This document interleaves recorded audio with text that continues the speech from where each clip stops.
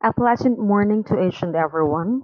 My topic is alternative work arrangements. DAPAD Order Number 11, Series 2020. Revised guidelines on alternative work arrangements in the Department of Education during the period of state of national emergency due to COVID-19 pandemic. Purpose 1. Provides options for alternative work arrangements. 2. Guide to school heads in determining appropriate AWA.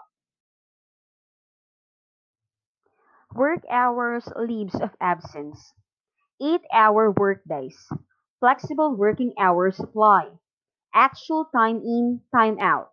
No record of accomplishment means no work performed.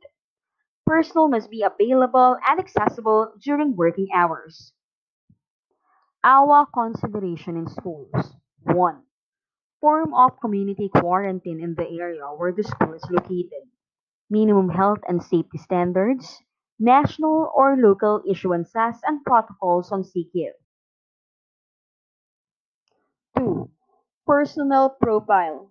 If the personnel is considered personnel at risk and with health conditions. If the personnel has transport and border limitations. If the personnel will be providing essential services. 3. Essential services for LDNs. Learning resources. Learner and household profile. 4. Essential services on school operations. Regular operation as school. Operations for emergencies and COVID-related response. 5. Available resources. LMs, equipment, facilities. Access to technology.